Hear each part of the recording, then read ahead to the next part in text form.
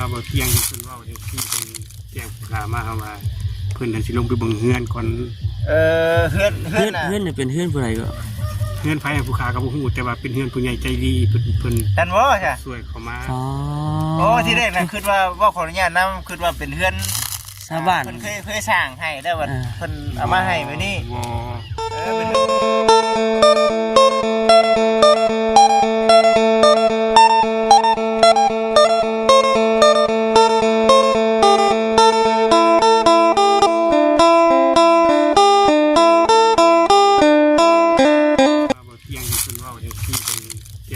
มาว่าเพิ่นน่ะสิลงไปเบิ่งเฮือนก่อนเฮือนนี่เป็นเฮือนผู้ใดก็เฮือนไผผู้ขาก็บ่ฮู้แต่ว่าเป็นเฮือนผู้ใหญ่ใจดีเพิ่นท่านบ่ใช่ช่วยเข้ามาโอ้ที่แรกน่ะคิดว่าขออนุญาตนำคิดว่าเป็นเฮือนชาวบ้านเพิ่นเคยสร้างให้ได้ว่าเพิ่นเอามาให้มื้อนี้เป็นเฮือนผู้ใหญ่เพิ่นเลยพี่น้องทักทายสบายดีพี่น้องเด้อพอดีโอ้ผู้ใหญ่เนาะเราว่ามานี่ดีใจเด้พี่น้องเอ้ยเนาะโอ้ยอดน้ำใจเพิ่นว่าเพิ่นเห็นในคลิปเบาเตียงแล้วเพิ่นเกิดสงสารนะเพิ่นเลยโทรมาหาเบาเตียงแต่ว่าผู้ใหญ่อยู่ในบ้านนั่นน่ะเพิ่นสงสารอยู่ขึ้นลูกชานให้เลยเนาะเงินลูกชานให้มาเอาคนเราจะได้ใส่ได้ก็เอามาตัวนี้นะเบาเตียงก็เลยหยุดแผนตัวนี้ไว้ก่อนเดี๋ยวว่าเพิ่นบ่ได้อยู่บ้านพุ่นซิมอยู่บ้านพุ่นซิมบ่แม่นบ้านพุ่นซิมบ้านนี่ยังก็ทั้งธาตุอีหังนะบ้านธาตุบ่มีบ้านยังบ่คำบ้านพุ่นซิมบ้านชงบ้านดงนาคำบ้านยังดงนาคำมันหลายเนาะคือว่าอยู่แถวละแวกนั่นแหละเราลงไปใช้เพิ่นเลยยกให้เพิ่นเห็นคลิปในบ่เตียงเพิ่นเลยโทรมาหาบ่เตียงว่าบ่เตียงว่าให้มาเบิ่งเอาดูเฮือนนี่ว่าซั่นสิซอยว่าซั่นสิยกให้เพิ่นหลังบ่เตียงก็เลยลงขับรถลงไปบัดนี้ลงไปว่ากินข้าวแล้วตอนบ่ายๆนี่นะลงไปแล้วเพิ่นโทรกลับขึ้นมาเอาสร้างนี่ลงไปมั่งเลยจะคนทางเพิ่นลงไปเพิ่นจะคนนี่2คนโอ้มั่งเฮือนเนาะบุ้มบ่มได้เนาะอย่างนี้เพื่อนกระเบื้องจำกระเบื้องเนี่ยเพิ่นให้เบิดเลยบ่ให้เบิดทุกอย่างเลยกระเบื้องว่าพื้นกระเบื้องยังพอใช้ได้อยู่จักกระเบื้องเนาะมันบ่คืออันสังกะสีได้เนาะเฮาตอกกันเป็นหูนะจะได้กระเบื้องจะเป็นหูกันแน่นอนคือผู้รักผู้ใหญ่เพิ่นนี่ให้เบิดทุกอย่างเลยนี่เนาะภายในเรือนหลังนั้นเนาะโดยน้ำใจเพิ่นพี่น้องเลยบ่ธรรมดาเรายังสิกล้ามาอยู่บ่อันนี้ผู้ขาก็บ่แน่ใจเลยคันกลับก็สิได้กลับอยู่คันบ่ลีก็สิเป็นเตียงนี่แหละเพราะเพิ่นต้องมาเอารถจักรบ่ยาวดิจักคนก็ทีมงานเฮาไปมีสร้าง2แล้วก็มีบ่ลีบ่เตียง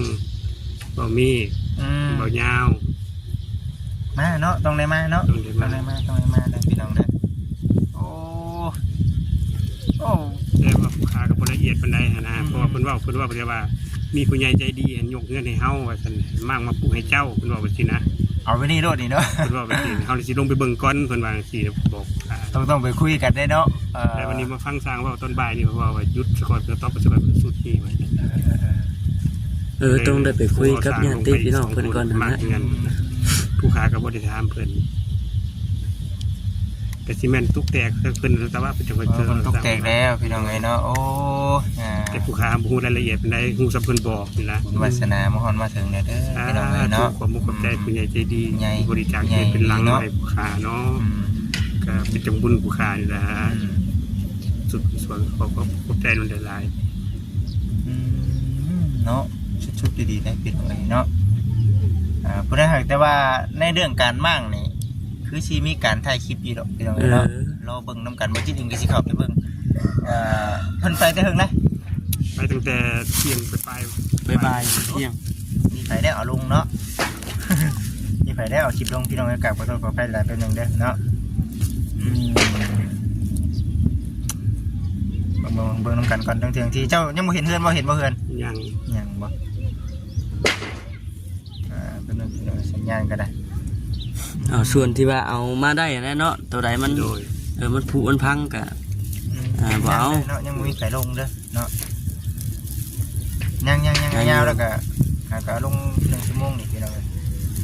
ยังบ่มีไฟเอาคลิปลงเนาะ จังว่าสิให้อ้ายเพิ่นเบิ่งเนาะ โอ้ยดีใจแล้วโอ้ผู้ใหญ่เพิ่นก็ถือว่าจิตใจเพิ่นสุดยอดพี่น้องเลยเนาะ กุศลยิ่งใหญ่เลย เอามีแต่ว่า เพิ่นทานเงินทานซานก็คอยเพิ่นได้ฮอกคฤหาสน์หลังเบลอเบ้อแม่โตเพิ่นให้เงินลูกค้ามาก็ได้ลูกค้าก็ขอภาวนาขอให้เพิ่นได้เงินหลังใหญ่กว่าเก่า กับสุขภาพร่างกายให้ สุ แหละ ขภาพร่างกายเพิ่นก็ให้มันแข็งแรงอยู่ดินเป็นสุขปราศจากโรคภัยไข้เจ็บทุกสิ่งทุกอย่างทำมาค้าขายขอให้เจริญรุ่งเรืองเด้อผู้ใหญ่ ใช่ใช่เนาะเดี๋ยวเบิ่งไปเบิ่งป้าแล้วก่อนเนาะมันยังเงินน่ะเนาะ นี่คือ พื้นนะบ่บัดนี้ สร้างไว้เต็มแล้วบ่เต็มแล้วติ บ่เต็มก็ครึ่งหนึงเลยเนาะ ไปซะไปเบิ่งก่อนได้เด้อ บ่เต็มก็ครึ่งหนึงแล้วใกล้สิเต็มให้ได้คนขอดเลยล่ะ เด้อเปลี่ยนแผนใหม่แล้วว่าซั่นพี่น้องเนาะแล้วผู้ใหญ่เพิ่นถือว่ามีน้ำใจเพิ่นเนาะรุ่นเรือเด้อพี่น้องเด้อนี่แหละเนาะเพิ่นว่าพี่น้องเอ้ยเนาะทำความดีนี่ผู้ใดก็อยากเฮ็ดพี่น้องเอ้ยผู้ใดก็อยากเฮ็ดผู้ใดก็อยากทำเนาะนั่นแหละจึงว่าเอามาเบิ่งก่อนจ้ะเนาะที่เพิ่นก็ว่าเอ้าบ่จิตบ่ค้ำเนาะถึงชูเจ้าสิบ่มีหยังมาสมทบก็ตามแต่เนาะชูเจ้าสองคนน่ะเอาเอาแห้งเด้อมาสมทบประชันเนาะ นี่ รถมีแรงยังไงแซ่บสิโนซอยอันนี้สิยังก่อนนี่จังว่า ที่เขาใกล้อีกบ่ ตอนนั้นชิมิยัดมีอันแม่มันสุก โยเฮ็ดเสาเขาใกล้อีกเนาะ บ่แม่นสิเอาไปนำบ่แม่นสิแม่นคนได้สิมาอาศัยนี่เนาะสักษาว่าสิ่งที่สิมาอยู่นำนี่จะหน่อยนี่เนาะๆคนก็จักว่าชิมีคนบ้าอยู่บ่จักได้ต่อไป เมื่อสิเลี้ยงไว้ใช้ล่ะเบิ่งเด้อสิเลี้ยงให้ สิจัดอันนี้แหละสิเรียงอันนี้แหละสิเอาไม้มาห้องกองไว้ ออกมาให้เป็ดก่อนบ่ โดยยาวสิเดินยาว ลองเสียนเด้ เห็นเก็บไปเลย ผมยังแค่นี้ ตัดมันสิไว้เป็นตัวสันแบบนี้ ลงมาใช่ไหม มันสิสบายแม่ว่าสัตว์ เลี้ยงไว้ก่อนใส่กระสงกระสอบข้างในเนาะ ใส่มาแต่ผู้ลูกแบกมา ตัวยาวไว้แต่ตัวยาวบ่อันนี้ไม่แม่อยู่เทิงบ่นี่ ไม่เรียนอยู่ถึงบ่นอนตัวนี้ นี่ได้ ตัวนี้อยู่บนครัวเด้ สบายดีทั้งผ่านได้สบายเมื่อกี้คุยกัน ป้าก็ยังบริสบายดีคุยกันสบายดีเด้อ เออ น่าจะเข็ดเนาะ แม่แม่ นั่นแหละมันดีใจแล้วเรามันต่างขนาดเป็นแทกไปก็ได้แล้วก็ล่มปางงางประจักษ์ยังเลย ไม่คนละเนาะ แม่เราตะปูนี่เลย เก็บไปเก็บมานี่จักเชื่อได้เก็บจักเชื่อได้ โอ้ลายเถื่อน บ่ ปีหนึงเฮ็ดเทือนเท่าไหร่เทือนเหรอ ลายเถื่อนย้ายต้องนับด้วยนะ เด้นี่นะบางๆเนี่ยไปมาเหยียบไปเหยียบมากอะ บึ้ม เหยียบ เด้อ แล้วแล้วก็ไม่ซ่อนใช้ในลายแล้วก็เถื่อก็ซ่อนกันอีก ช้อนใส่จนหนาดิ จนมันบ่ฮักว่าสันซะ แบบคือสังกะสีนี่แหละเนาะจากที่หัวได้บัดหัวได้บัดในช้อนกันลายเนาะเอาไปดีใจน้ำเด็กพี่น้องเลยทั้งเงินบุญเนาะมันนี่มือมันถิดบ่แม่นเนาะแม่นอยู่เนาะคือห่อลูกว่าชัดที่ว่าลูกวันปกตินะลูกเราไปเรียนอยู่เชโนนี่เนาะต่อกันกระติกกระตอนเนาะใหม่คนนี้ไม่ยาวไว้แต่ไม่ยาวเนาะโอ้ยขุดยังไงใหม่นะมีหมดอีกแล้วนี่พี่น้องเว้ย มีวัตถุแบบนะใหม่ เงินได้ด่าน เฮ็ดยังอันนี้แต่อันนี้ไม่ยังนี่ไม่ยังนี่ ต่อไปได้หมดเลยแล้ว จักอยู่บ่นี่ส่วนของมันเป็นยังนี่ ส่วนของมันฮะ อยู่บ่ ส่วนของมันนี่เป็นเสา เช้าเช้าเลยโอ้ยเนาะ ส่วนเสาขอไก่นี่สมมติประตูเงื่อนเนาะอันนี้อันนี้ก็เสาขอไก่น้ำมือและอันนี้เป็นอันนี้เสา จับไปเนาะพี่น้องเอ้ยเอาได้ดีกันมึงเลย แจ็คทั้งพี่ คุณบ่ อันนี้จัดพี่มันเลยมันเก็บ ไม่จะมีไว้นี้เนาะมีไว้นี่บ่ เพราะว่ามันเสียนะเสียตัวนี้ออกเลยจ้ะเดี๋ยวมันขาดเก็บไว้ที่นี่ เนาะนี่มันไม่ผมออกไว้นอกที่บ่โอ้ย อัน เนาะ นี้กระดาษได้กับบอดี้ขั้นก่อนสิเป็นล้างนี่ก็ต้องเป็นล้างนี่ก่อน เอา ต้องเอาไม้ตัวนี้มาดิ โดยบัดนี้เขาตะกี้เขาเป็นเฮือนตัวใดนี่เป็นเฮือนตัวนี้ จากเฮือนตัวนี้เขาตกเป็นเฮือนตัวนี้สิประมาทผู้นี้บ่ได้ใบหมักหนาหรือชูเกาลังกับบ่ถือ ไม่ให้ประมาทเลยเนาะ บ่ให้ประมาทข้อประมาทคือหยังคือความตาย เอาคุณจิมมาเว่าเด้อพี่น้องเอ้ยเนาะ อ่าน ไปสิบาลืมน้องบ่ได้ทิ่มได้นี่เนาะ แม่นแล้วถึงสิทิมเขาก็คิดว่าคันมันบ่เป็นแนวนี้เขาก็ชีวิตเขาก็บ่ขึ้นมาก็ดีแต่ก่อนมาเขานอนใช่เขาก็ต้องนอนเพิ่นนี่ได้นี่ นอนเพิ่นนี่ได้นี่ไม่ นอน นี่ เพิ่น พี่ นี่ น้อง ได้ เอ้ย นี่ เนาะ เขาประมาทแล้วก็บ่ดี มีแต่เก็บไว้ก่อนเนาะ เก็บไว้ก่อนแล้วก็ลังเทื่อเขาก็มีแนวเฮ็ดมีผลประโยชน์เฮ็ดโคไก่บ่เฮ็ดหัวบ่จังซี่นะ เอาไม้ตัวนี้แล้วสันดี แม่นผู้ละคนก็เอาไปจูดไทย บ่พอจูดเด้อ ตัวเดียวจะจูด แล้วแต่เพิ่นเสียพี่น้องเอ้ยตัวนี้แล้วแต่เจ้าของบ้านเพิ่นเนาะอันที่บัดขึ้นเห็นไว้โอ้เป็นที่จะดึกไว้ว่า เป็นที่พึ่งของเขาแต่ขี้กับตัวใดเขาพึ่งมาตัวใดก็พึ่งตัวนี้ ตัวนี้ได้ทันทีเลย ตัวนี้เขาเอาไป ออกไว้นอกระบบนี่นะ โยนไปเลยก็ได้ ยุ่นระบบ ตัวนี้โยนไปเลยตัวนี้ ยุ่นก็ยุ่นเนาะเด้อ โยนไปตัวนั้น ไปจับดิชุบไม่ยิ้วพี่น้องเอ้ยนี่เนาะโมเมนไม่ยิ้วเนี่ยมาแต่พุ่นบ่นี่ บ่ตัวนี้ตัวตัดต้นนี่ คิดว่าคนมาจะพูดเบิดเด้อ คือเรียกว่าคนมาแต่พุ่นพี่น้องเลยเนาะ อันนี้ยังใหญ่อยู่หุ่นนักสอบเราแห้งน้อย ยังมีใหญ่ด้วยดิ ยังมีน้อยกว่านี้อีก พี่น้องคนนี้ หนึ่งคือเป็นยังคือจะเอาแล้ว คือพี่ดูต้นนั่นเลยคือแค่ตอนเขาเก็บมาเก็บปะนะ กุ้มเป็นจริงมันก็บ่ได้มันบ่ได้เหนียวปานใดนะพี่น้องเอ้ยนี่แหละเก็บไปตามเฮาบ่มีเนาะ นี่นี่ เฮาบ่มี ไปดูตัวเองเนี่ยต้องเพจตัวเองเนี่ยทุกอย่าง วาสนาทานมาตั้งแต่ชาติบางคนหรือว่าชาตินี้นี่คือต้องเป็นมันกระทงผลเลยเด้นี่เด้ คุณนี่ว่ามันว่าจะได้ทำได้ทำเอาเลยเอาว่ามีขยันมันเพียรซึ่งเขาทานไปแล้วทำไปแล้วมันก็ข้าน้องบ่มีความขยันมันเพียรคือว่าคนนึงไปตกปลาคนนึงไปวัด เนาะ คือผมว่ามันก็มีมาดิ มันคือกันเลยเนาะ แม่นเขาก็ต้องเป็นว่าเขาสิว่าคนนึงไปตกปลาโอ้ยชูไปตกปลามือนี้มันชิมชูบ่ได้บุญดอก ไปวัดคือผู้นี่ไปมันผู้ตกปลาหันมาได้บุญมันเอาใส่มันกิ้วมันสิขาดแล้วมาเอายังไปทำบุญน้ำเจ้าละปลาสิปนสิถวยก็บ่มี เนาะ แต่มันยังเจ้าไปทำบุญมันยังแง่นเว่าให้เขาอยู่ เจ้าละบ่มีแล้วผลส่งเจ้า เนาะ เขาก็ต้องเบิ่งไปนำพังไปนำนะอนุสรณ์ใจไปนำปล่อยว่าต้องเกิด อึ๊บ เกี่ยงไปซอยบาท ปวดก้อนมันบ่ตัวนี้ได้ใช่ป้อตัวจะเพิ่มไข่ถิ่มใส่เด้อนี่เด้อเนาะ ใกล้กับไฟยังน้องนี่นะ เบิดได้แถวนี้โคไก่เนาะอัปเดตกันว่าโคไก่ เป็นวัดเด้อพี่น้องไอ้เนาะบ่คำก็ได้ ก็ไกลก็ยังบุดีเป็นได้คือนามาจะแย่งมืออาจจะดี ยังบ่ดีแต่ว่าใกล้อยู่เลยเนาะ ไก่น้ำมักแค่ไก่แก่นแห่นี่เนาะ เลย เอามาให้นอนมันก็นอนเลยบ่ นอนเลย แต่ว่าสี่โตกับมือกับผู้ที่เสียเลย เอ้า กับมือนอนผู้เด็กเพราะว่าพวกสี่โตพวกหกโตมันมาหากินหอดพี่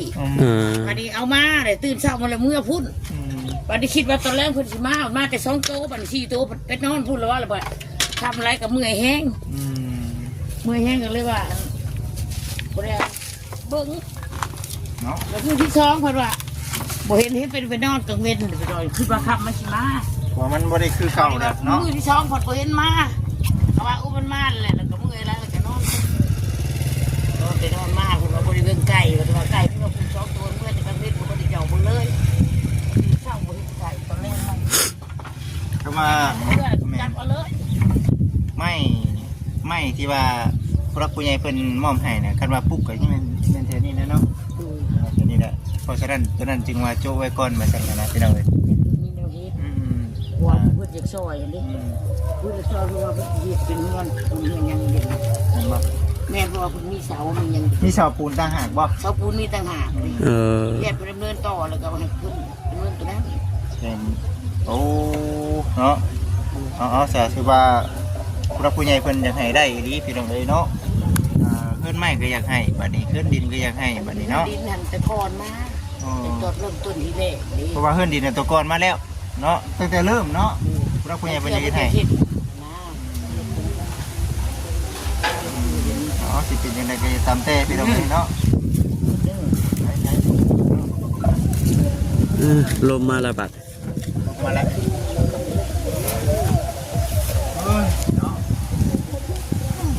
อยู่นะ ปีเลยพี่น้องไอ้พุ่นโอ้ นะ อึบอึบ เขาต้องมัดพ่อนี่ป่ะ นี่ได้เสือกอันนี้ค่ะ มัดพ่อ น้อยบ่เจ็ด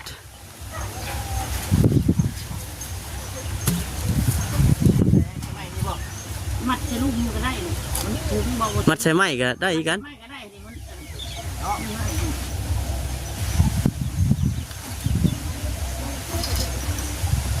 อ๋อเห็นตกบ่มีลมก็สิคล้ายอยู่ดอกฝนกันได้เนาะยันแต่มัน ฝนตกมันบ่ยากดอก ยันแต่ลมเนาะ นี่แหละแห้ง ทีได้ก็ไม่ตกลึกขึ้นไปทั้งบดให้มันนักเนาะนี่ โอ้ย อย่าทิ่มขึ้นลายเลยยัน เขาหับน้ำหนักบ่ โม ได้ เมนเสายันนี่อันนี้มันนี่ค้างมาไปเลยนะขาวอ่ะ เอาบ่อยู่แม่นบ่ ยันเอาไปอยู่แล้วมันนักเลย ได้แล้วบ่นอนได้แล้วบ่บัดนี้น่ะปั๊บเซ็งใหม่น่ะนอนเหยียดข้างในแล้วบัดนี้เนาะ นี่ก็แน่เลย มาลักพี่น้องเลยเนาะ ปรับใหม่แต่งใหม่แล้วบ่ น้อยทั้งน้อยคนฝนตกมานี่เปียกแน่นอน เปียก มันพาเด็กเข้าไปในไม่ได้แล้วบ่ ได้พอเลย แม่นั่นบ่ ไม่ได้ได้ ต้องหาก่อน มีอะไรสีห้องบ่ลมมาแล้วพี่น้องฝนสิตกแล้วบัดทีนี้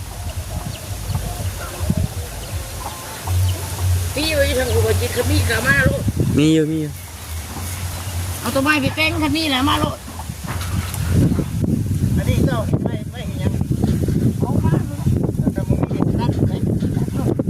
ได้ป่ะ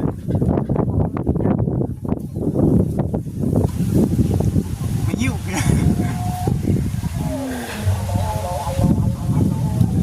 ผ้าเงาะแล้ว ทางเงาะทางเขายังมีเดี๋ยวนี้เป็นบ่ นี่เดียวเลยพาใส่ไปใส่มา เนาะ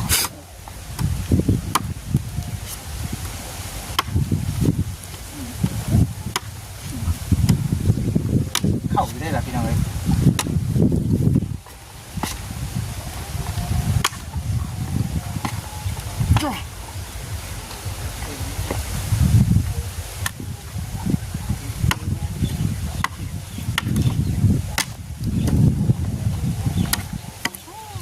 เนาะ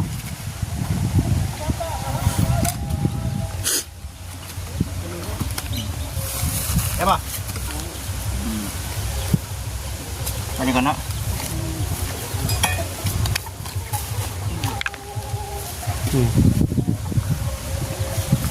เอายิงช่วยแล้วลูกป่ะคำ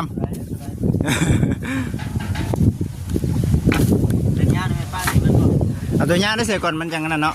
เอาอีกว่าปะนี่บ่ครับเอานี่คนสิตุกแลนี่เนาะ ลูกมันจะเอาข้าวมือเอาไป บ่ยังอยู่หรอกเป็นหยัง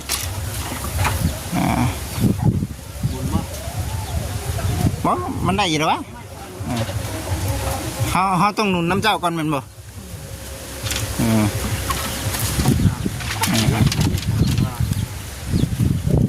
ได้พี่น้องก็บ่จิบ่มี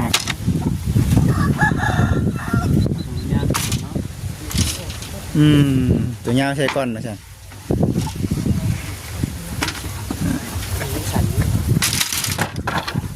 เลือกใช่ตัวยาวแล้วไปไม่แล้วก็มาติดมาตอนไม่เป็นห่อมาเบิดโทนี่แม่นบ่นอกจากนั้นเป็นยังก็เป็นมีบ่ไม่กระพากมีบ่ไม่กระพากเฮือนมีบ่ตัวนั้นบ่มีบ่มีแต่ไม่เป็นนี่ล่ะ ไม่เป็นเริ่มตานี่เป็นขาบ่ถือว่าเป็น ขาเลย อุ้ยมีแต่เป็น แปดปูเลย เป็นปูบ่ แปดปู เป็นปู นี่น้อยนี่ได้เนาะบางๆนะว่าอะไรกะ แปดปูได้ปูมีไฟบีได้แบบ บางๆเลยกะลายอันนะลายอันมันกะเข่งเอาเองนะ แปดปูมี ดอกแปดแอมมีแต่แปดปูนเบิด นี่คือเยอะแต่หนาแน่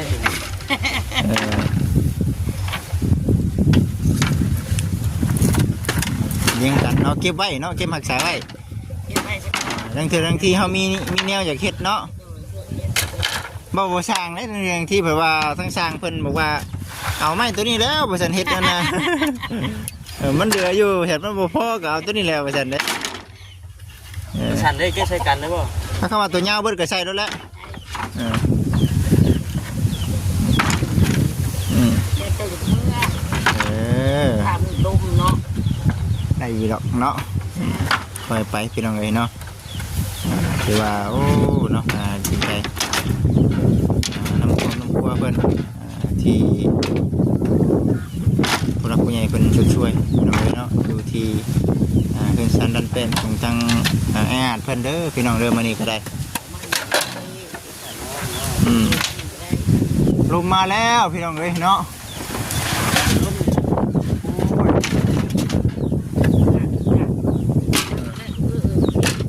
เพิ่งวะพี่น้องเอ้ยพายุมาแล้ว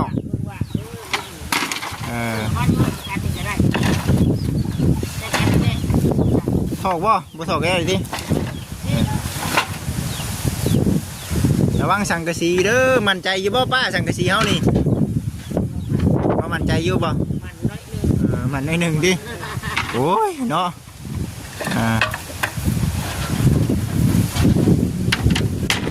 ลงมาเลยนะพี่น้องเลยเนาะจะมาสิตกปีไปจักคนเนาะ แดดแห้งเลยค่ะต้นโพมันก็ที่นอนมันเปียกเนาะมันเขาเห็ดเปียกนี่เป็นผู้ซึกก็จะเหนื่อยนอนอยู่ เมื่อยเนาะเพราะมันเพลียเลยเนาะมันเพลียเลยเขาเห็ด เงา ชุด แดดแต่ก็นั่งเด้ เอาเก็บ ทำ ไว้ ได้กูไปเด้อเอ้ยหาเอ้ยไปแม่ ระวังเด้อไม่รอดไหนมาเด้ออุ้ยเนาะพุ่นมาเด้อพี่น้องเอ้ยเนาะพายุเข้าเลยนี่ระวังมามากูไปพูดนั่งแนบกูไปได้กันเนาะ นั่งเนบกุ้งใหม่บ่โอ้ยมาแล้วพี่น้องเอ้ยลุงพายุมาแล้วโอ้โตระวังเด้อบ่คำเนาะย่านสังกะสีน้ำในเด้อเบิ่งเด้อเนาะกูกินไปได้แถวนี้เจ็บแล้วมาสนมาอยู่น่ะเฮือนแล้วบัดนี้มาสนอยู่กับต๊อบน้อยแล้วบัดนี้อ่านมึงว่าสังกะสีน้ำหัวนะเก๊